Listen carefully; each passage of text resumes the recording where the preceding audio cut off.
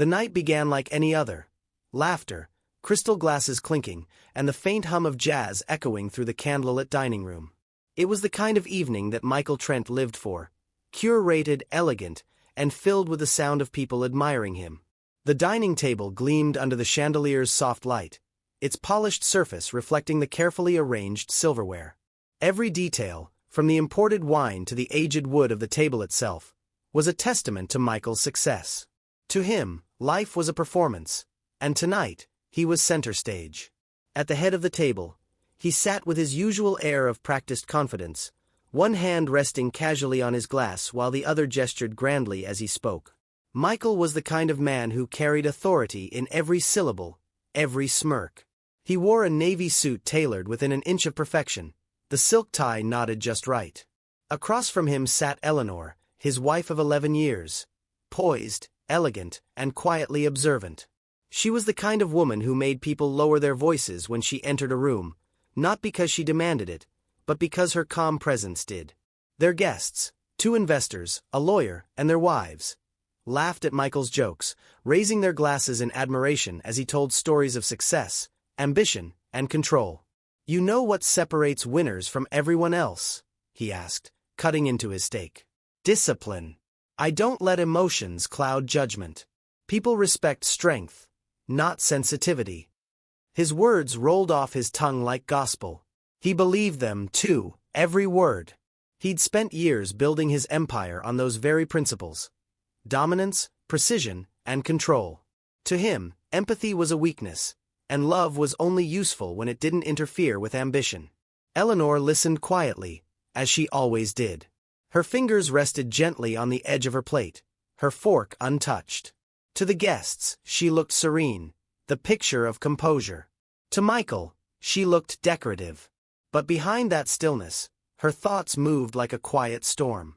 She had heard this speech 100 times, had smiled through the same arrogant smirk and the same empty praise. Once, she had admired his confidence. Now she saw it for what it was: a wall. A tall, shining wall that shut her out more every year. When the conversation turned to their marriage, as it sometimes did when the wine flowed freely, one of the guests' wives, slightly tipsy, smiled and said, "Eleanor, you're so lucky to have a husband who's so driven." The table chuckled. Michael leaned back, pride gleaming in his eyes. "Driven," he repeated, lifting his glass in mock salute. "Yes, that's one way to put it. Though I like to think of it as knowing what I want and making sure I get it." He winked. "That's how I've built this life, and kept this beautiful woman by my side." The guests laughed again. Eleanor did not. Her lips curved into a polite smile, but her eyes stayed on her plate, the wine in her glass trembling slightly as she set it down. She could feel the familiar sting in her chest, that small, bitter ache that came every time he turned her into a trophy instead of a person.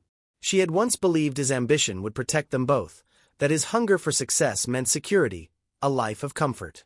But over the years, comfort had turned cold. His success had walls, and those walls had doors that only opened for him.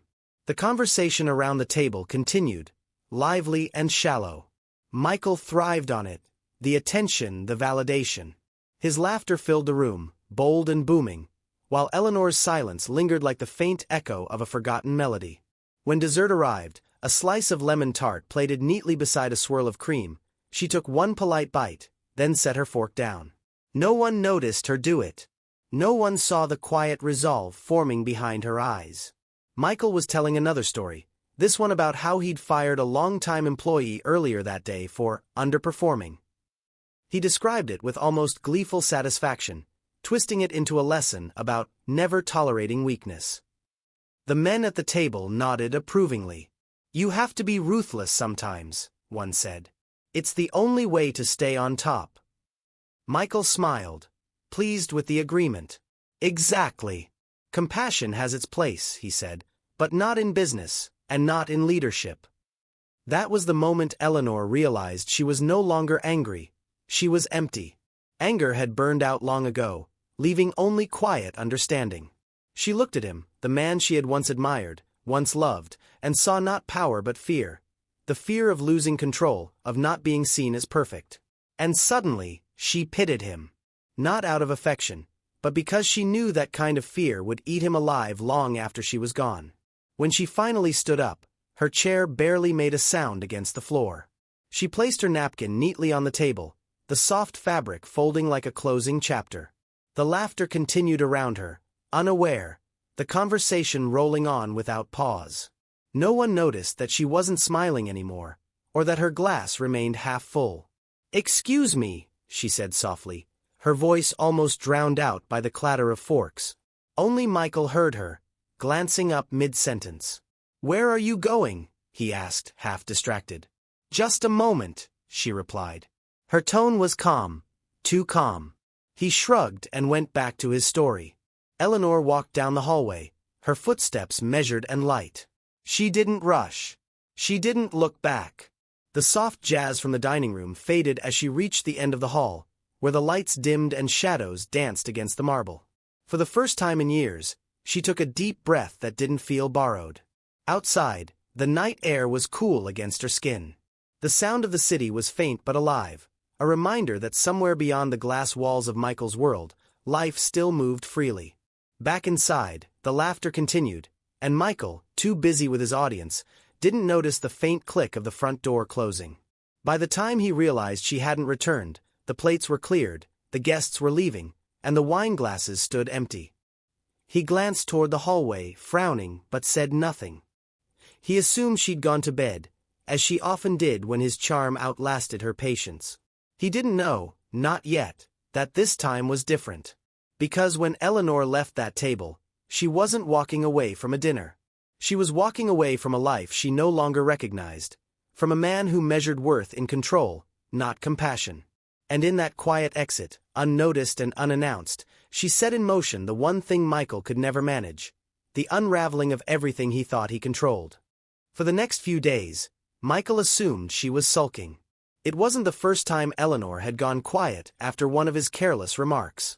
Their marriage had followed a familiar rhythm, his dominance followed by her silence, her withdrawal followed by his half-hearted apology, and then life returning to its well-rehearsed performance. He thought this was just another act in that same play. "She'll come around," he muttered to himself, straightening his tie on Monday morning before heading to the office. But the house that once greeted him with soft footsteps and the smell of coffee now greeted him with stillness. There was no sound of the radio in the kitchen, no faint humming from the next room. Just silence, thick, unsettling silence. By Wednesday, the silence began to feel wrong. Michael came home later than usual, a habit formed by choice. Work was easier than facing emptiness. As he tossed his jacket onto the couch, his eyes caught something on the dresser. A single gold bracelet. It was Eleanor's, one he'd given her on their 3rd anniversary. He remembered that night, the dinner, the speech he'd made in front of friends about how lucky a man could be to have a wife who understood her place. He'd meant it as a joke, but she hadn't laughed. Now the bracelet lay cold and still, as if marking the end of something he couldn't yet name. He went upstairs to check their room, and for the first time, really looked. Half the closet was empty. Her shoes were gone. Her books, the ones she used to read quietly in the evenings, missing from the bedside shelf. Even her pillow was gone. The realization hit him with a strange numbness. It wasn't that she was angry. She was gone. Not for a few hours, not for a few days. Gone. The room felt foreign, stripped of warmth. He reached for his phone instinctively and called her number. It rang once before the mechanical voice announced that the line had been disconnected. Michael frowned, pacing. He wasn't a man who dealt well with things he couldn't control. That night, he barely slept. He kept expecting to hear the sound of the door opening, the soft clink of her keys, the gentle rustle of her shoes by the mat. But the hours dragged on in silence. In the morning, he made coffee for 2 before catching himself. Habit, he thought. He poured the 2nd cup down the sink. At work, his irritation began to show. His assistant, Claire, noticed it first. "You all right, sir?" she asked cautiously after he snapped during a briefing. Michael forced a smile. "I'm fine. Just tired." But he wasn't fine. During meetings, his focus wavered. His once sharp attention to numbers dulled. He stared through presentations, hearing words but not meaning. The board noticed, too. "Everything all right at home?" one of them asked jokingly. He brushed it off with a laugh. "Of course. Just a few personal matters." But as the week stretched on, the cracks began to widen. A missed email. A deal delayed. Investors asking questions he didn't have answers to. Michael prided himself on control, but control seemed to be slipping through his fingers like sand. By the weekend, he began calling her family. Her sister answered after the third ring. "She needs time, Michael," she said coolly, her tone leaving no space for argument. "Time for what?" he demanded. "To think. To punish me." There was a pause. "To breathe," she said simply, and then the line went dead. That night, Michael sat alone at the same dinner table where she had once smiled politely through his arrogance. The housekeeper had set the table for two out of habit. 2 plates, 2 glasses. He poured the wine automatically, the dark red liquid catching the candlelight just as it had that last evening. He raised his glass but couldn't bring himself to drink. His eyes fell on the empty chair opposite him. For the first time, he noticed how still it looked, how final. The faint scent of her perfume lingered in the air, delicate and haunting. He tried to shake it off. He reminded himself who he was. Michael Trent, the man who built a fortune from nothing, the man people respected, even feared. But in the hollow quiet of that dining room, his titles meant nothing. Power couldn't fill the silence. Wealth couldn't bring her back. On Sunday morning, he received an email from his operations director. "We need to talk. Urgent." His stomach tightened. The company had always been his fortress, the one thing he could rely on when everything else faltered. But even that was starting to crumble. Rumors of financial mismanagement, whispers of partners backing out, clients growing nervous. He drove to the office, gripping the steering wheel harder than necessary. The lobby, usually bustling with confidence, felt cold. His reflection in the elevator mirrors looked older, harsher. When he entered the conference room, the air felt thick with unspoken tension. His CFO looked up from a stack of papers, his expression grim. "Michael, we have a problem," he said. "A major one." He tried to listen, but the words blurred. Audits, discrepancies, resignations. The empire he had built, the image he had cultivated, was unraveling faster than he could comprehend. And as he stared out the window at the city below, the same city where he'd once stood tall and untouchable, all he could think of was Eleanor, walking out that night without a single word. Because deep down, some part of him knew, this wasn't coincidence. This was consequence. She hadn't taken anything when she left, yet somehow, everything that mattered was gone with her. The house, the silence, the empty chair, the disconnection, they weren't just signs of absence. They were echoes of a truth he had refused to see. For years, Eleanor had been the quiet force behind the calm, the balance to his arrogance, the grace that softened his edges. And when she left, the mask he wore, of control, of confidence, of success, began to crack. As the sun dipped below the skyline that evening, Michael sat in his office, head in his hands, surrounded by the empire he'd built on certainty. For the first time, he realized how fragile certainty really was. Eleanor hadn't raised her voice, hadn't slammed a door, hadn't left a note. She didn't need to. Her silence said everything. And though he didn't yet understand the full weight of what was coming, Michael Trent, the man who thought control meant power, was beginning to learn the hardest lesson of all, that sometimes the smallest, quietest exits can echo the loudest. 2 weeks later, the storm hit. It didn't come with thunder or rain, but with the sharp ping of an email notification that would change everything Michael Trent believed about control. It arrived at 6:42 a.m., anonymous sender, no subject line, no message body, just an attachment titled, "For the board's eyes only." By 8 a.m., every member of the board of directors had read it. By 8:15, they had called an emergency meeting. And by 9, Michael's carefully constructed empire, the one he'd spent decades building, was already on the edge of collapse. The boardroom that morning was colder than usual. The lights seemed harsher, the air thinner. Michael walked in, straightening his cufflinks, trying to wear confidence like armor. But there was something in the air, an unease, a stiffness, that made his chest tighten. The chair of the board, A woman named Margaret Lang sat at the head of the table with a thick folder in front of her. When he entered, she didn't smile. She didn't even nod.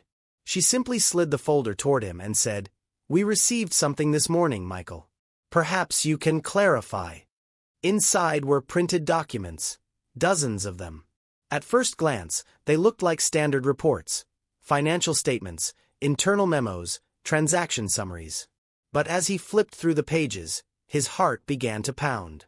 Each page revealed something he recognized all too well: off-the-record payments, falsified invoices, client bonuses that were nothing short of bribes. There were even internal emails, his emails, approving certain consulting fees that disguised kickbacks to partners. He froze. The signatures, the dates, the language, it was all authentic. "Where did you get these?" he asked, his voice unsteady. Margaret's expression didn't change.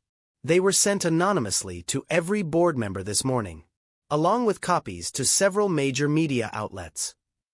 Michael's stomach dropped. For a brief second, the room spun. This is a misunderstanding," he managed to say, forcing a laugh that sounded hollow even to him.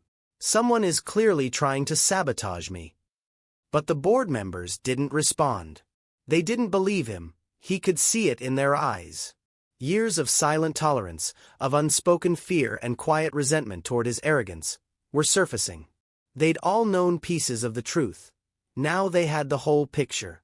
Margaret leaned back in her chair. "The evidence is comprehensive," she said evenly. "Transaction IDs, bank statements, even voice recordings of meetings. Whoever sent this knows your system better than anyone else." Michael tried to think. Who could have done it? A rival? A disgruntled employee? Someone he'd fired? But as he scanned another document showing a series of transfers from offshore accounts only he and one other person had ever known about, a cold realization began to form. Eleanor. He shook the thought off. Impossible, he told himself. She wasn't capable of this. She didn't even care about his business. But then he remembered the way she had listened all those years, quietly, patiently, when he'd vented about board politics and financial loopholes over dinner. She had never asked questions, never commented, but she had heard everything. And when she left, she hadn't taken jewelry or money. She'd taken something far more powerful: the truth. By noon, the first leaks hit the press. Exclusive: Trent Holdings under investigation for financial misconduct. News vans crowded the street outside his gated mansion. Neighbors who once envied him now peeked from behind curtains. Calls flooded his phone: reporters, shareholders, lawyers, old friends pretending to offer sympathy. His assistant resigned via email. His CFO stopped answering calls. The empire that once felt like an iron fortress now resembled a house of glass, and the stones were flying fast. By 2 p.m., his accounts were frozen. His corporate card declined at lunch, a small humiliation, but the first of many. By evening, the company issued a public statement. An internal investigation has been initiated in light of new information. We remain committed to transparency and ethical standards. The words were neat and detached, but Michael heard the subtext loud and clear: "You're finished." That night, the mansion felt cavernous. He sat in his study, surrounded by the trappings of success: the awards, the framed photographs, the model of his first office encased in glass. They all looked meaningless now. His reflection in the dark window stared back, a man who had once believed he was untouchable, now stripped of the illusion. He turned on the television, hoping for noise to drown the silence. Every channel showed his face: grainy photos, flashing headlines: "Scandal at Trent Holdings. CEO under fire. Investors withdraw support." There were even clips of him at charity galas, shaking hands, smiling, the portrait of a man now being rewritten as the villain of his own story. Then came the interviews. Former employees spoke of a toxic culture, quiet intimidation, moral flexibility. Each word cut deeper than the last. He switched off the screen and sank back in his chair. For years, he'd told himself that power protected him, that success justified the means. But now, in the hollow quiet of that mansion, he realized how fragile it all was. As midnight approached, he went to the dining room, the same place where Eleanor had last sat across from him, her eyes calm, her silence heavy. He poured himself a drink, though his hands shook too much to hold the glass steady. "You wanted control," he muttered to his reflection in the dark window. "You got it." And then, faintly, he remembered her last words, not to him directly, but something she'd said to a friend years ago at a party.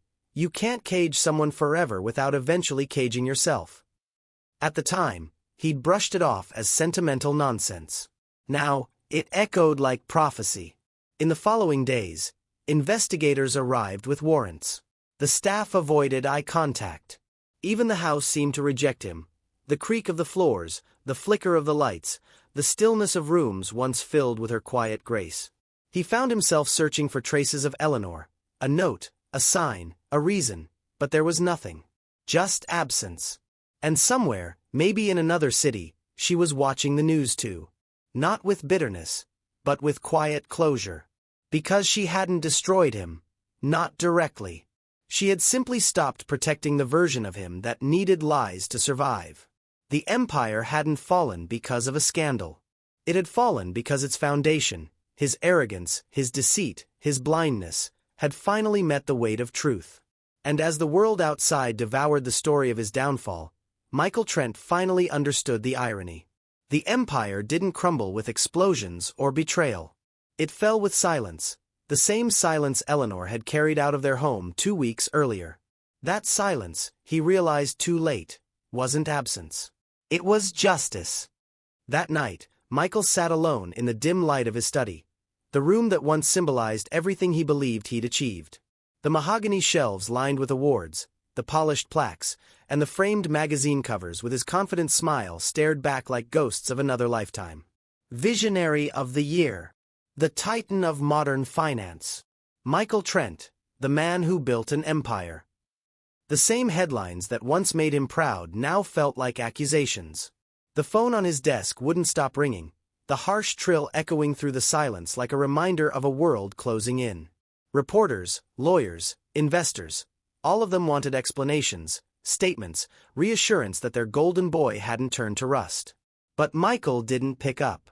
The phone could scream all it wanted. He had nothing left to say. Instead, his eyes drifted to the one thing on his desk that didn't belong to that world of glass and greed, a framed photo of him and Eleanor. It had been there for years, always in the same place, though he'd rarely looked at it. The picture was from a decade ago, taken during their first summer together as newlyweds at a beach house they'd rented off the coast. He remembered that day, the sand sticking to their feet, the sound of waves crashing in sync with her laughter. She'd been laughing at him, actually, because he couldn't figure out how to work the grill. Her hair was tangled in the wind, sun catching the gold in her eyes. In the photo, she was holding his hand, pulling him closer as though the world wasn't big enough to separate them. Back then, he had promised her a life of meaning. He remembered that promise vividly, whispered in the fading light of a seaside sunset, both of them barefoot, both of them still believing that love was enough. He'd told her he would give her everything. And for a time, he believed he had. The houses, the cars, the private dinners under chandeliers, the symbols of success that he mistook for happiness. But somewhere along the way, meaning had twisted into ambition, ambition into hunger, and hunger into power. He didn't notice the shift at first, how love turned into control, and partnership turned into possession. Eleanor had tried to tell him, quietly, gently, in her way. "You're changing, Michael," she'd said once years ago, during one of their rare quiet dinners. He'd laughed it off, poured her another glass of wine, and said, "We're just growing." Now, sitting in that same silence, he understood what she meant. He hadn't been growing. He'd been consuming, everything around him, everyone around him, until there was nothing left to give back. His mind wandered to the night she left. It wasn't dramatic. No shouting, no broken glass, no final confrontation. Just a quiet ending, like the last page of a story turning itself. He remembered she had stood up mid-dinner, placed her napkin beside her plate, and walked down the hallway without a word. He didn't chase her then. He was too proud, too certain she'd come back. After all, they always did. Clients, partners, people who needed his approval. But Eleanor wasn't one of them. She wasn't seeking permission or attention. She was reclaiming her silence. And now, that silence filled every corner of his house. It lived in the empty chair across from him, in the untouched glass of wine beside his own, in the faint perfume that still lingered on the curtains. He realized, with a sting that settled deep in his chest, that the night she left wasn't when he started losing everything. It was when he'd already lost it. Everything that mattered had walked out the door that night wearing a simple gray coat and a calm expression. The empire had fallen in weeks, but the real collapse had started years ago. In every ignored plea, every interrupted sentence, every moment he'd chosen pride over presence. He poured himself another drink, the amber liquid catching the faint light of the desk lamp. His hand trembled slightly as he raised the glass, but he didn't drink right away. His eyes had caught something, a thin envelope tucked beneath the corner of the photo frame. He frowned. It hadn't been there before. At least, he didn't think it had. Maybe his housekeeper had found it while cleaning, or maybe... No. His breath slowed. Eleanor's handwriting. He set the glass down, his fingers brushing over the paper. The envelope was unmarked, the kind of stationery she used for thank-you notes and letters she never sent. His throat tightened as he tore it open, the faint scent of her perfume rising from the page. Inside was a single folded sheet, cream-colored, written in her delicate, looping script. He unfolded it slowly, afraid to breathe, afraid of what it might say. There were only 13 words. You always said people respect control. Let's see how you do without it. The sentence hit him harder than any headline, any accusation. It wasn't cruel. It wasn't even angry. It was simply truth. Quiet, steady, final. He read it again, his vision blurring. The edges of the paper trembled in his hands. For years, he had believed control was power, that being feared was the same as being respected. He had built an empire around that philosophy, trained himself to win every argument, dominate every room, own every outcome. But sitting there now, stripped of reputation, wealth, and the illusion of love, he realized Eleanor had been the only person who had ever truly seen him, not as Michael Trent, the CEO, but as the man beneath the armor. And he had driven her away because her honesty made him feel small. He closed his eyes, the paper crumpling slightly between his fingers. Around him, the study seemed to close in, the ticking clock, the silent phone, the weight of every decision he'd ever made pressing down on his chest. He thought of calling her, to apologize, to beg, to ask her how she could still be so calm while dismantling everything he had built. But even if he could reach her, what would he say? That he missed her? That he finally understood? Words had lost their value the moment he'd used them to control rather than connect. He looked again at the photograph, at the woman laughing by the sea, the man smiling beside her, unaware of the storm he'd one day become. A tear slid down his cheek before he could stop it. He hadn't cried in decades. And as the night deepened outside and the world that once worshipped him continued to unravel, Michael Trent understood the cruel poetry of her message. She hadn't destroyed him. She had simply handed him the reins to his own undoing, and stepped aside to let gravity finish the work. For the first time in his life, Michael truly lost control. And for Eleanor, somewhere far away, that was never about revenge. It was about balance. Because sometimes, silence doesn't break a man. It reveals him. In the following weeks, the investigation into Vantage Holdings deepened like a wound that refused to heal. Each day brought a new revelation, another thread pulled loose from the once impenetrable fabric of Michael Trent's empire. What had started as a few leaked documents quickly snowballed into a storm of evidence. Whistleblower testimonies, internal memos, and years of encrypted financial data decrypted and laid bare. The company that once symbolized power and precision now became synonymous with greed and deceit. News anchors repeated his name every hour, reporters camped outside the glass towers he had built, and employees whispered in corridors that once echoed with pride. "Did you hear?" they murmured. "It's all true." The board of directors tried to distance themselves, releasing carefully worded statements to the press, but the truth had a way of slipping through polished lies. Every transaction, every offshore account, every consulting fee that masked bribery, it was all there, undeniable, meticulously documented. Even the auditors, long complicit through silence, began cooperating, trading loyalty for leniency. The story dominated headlines across the country. Inside Vantage Holdings, how a titan fell. Business channels that once praised Michael's brilliance now dissected his downfall like vultures over a carcass. He was too powerful, one analyst said on live TV. And power breeds blindness. But the most shocking twist hadn't come yet. The anonymous source behind the leaks, the one who had triggered the entire collapse, remained a mystery. Speculation ran wild.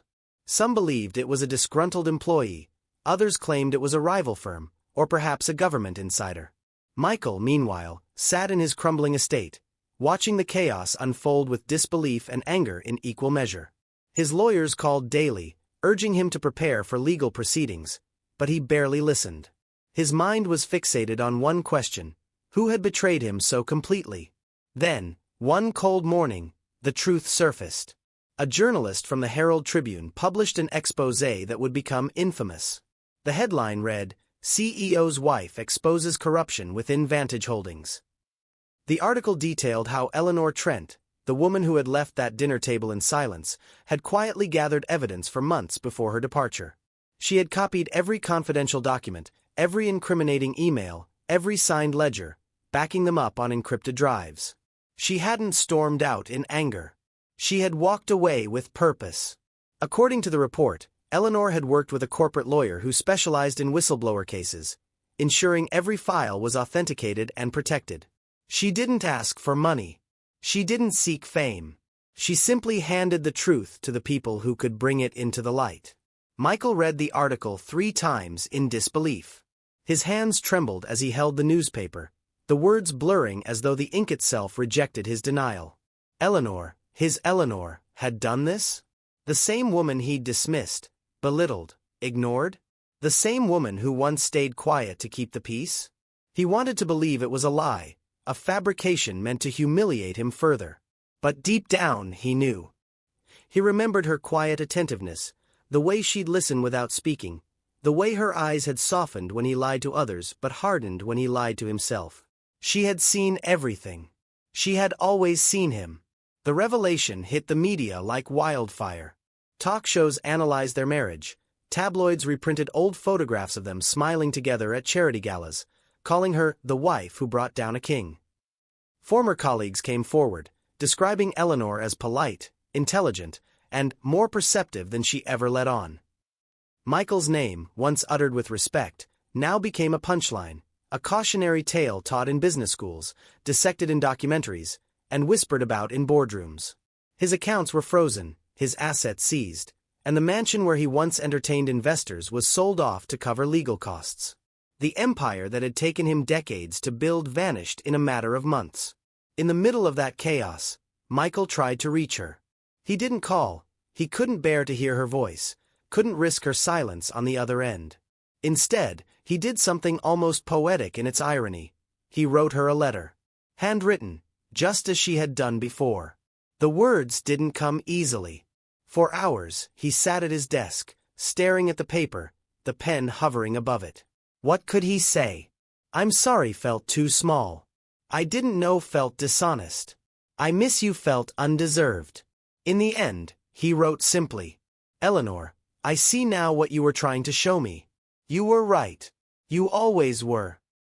He sealed the envelope, wrote her name on it in careful, deliberate letters, and sent it to her last known address, a modest townhouse near the coast. A week later, it came back unopened. The front of the envelope bore a small red stamp. Return to sender. He didn't try again. There was nothing left to say. Months passed, and the noise faded. The headlines moved on to newer scandals, fresher faces. Vantage Holdings filed for bankruptcy, its assets divided among competitors. The name Michael Trent disappeared from the skyline, erased from plaques, websites, and business directories. The man who once commanded rooms with a single word now lived in a modest apartment on the outskirts of the city, a place with no marble floors, no glass walls, no staff waiting for instructions. Just him, a cracked leather armchair, and a television he rarely turned on. Sometimes, late at night, when rain tapped against the window panes, he would find himself replaying that final dinner in his mind. The laughter of guests, the gleam of silverware, his voice echoing arrogantly as he boasted about control and power. Then the memory would shift, the sound of her chair sliding back, the soft rustle of her dress, and those footsteps. Calm, steady, final. He could still hear them, fading down the hall like the echo of everything he'd taken for granted. He'd lost everything. His company, his wealth, his name. But none of it haunted him the way that sound did, the sound of Eleanor leaving. Because now he understood what it really meant.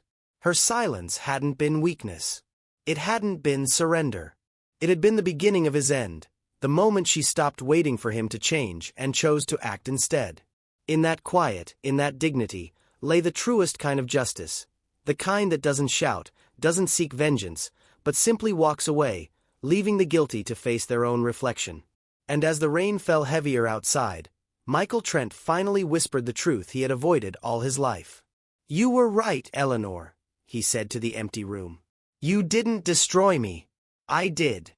The silence that followed wasn't punishment. It was peace, but not his. It belonged to her.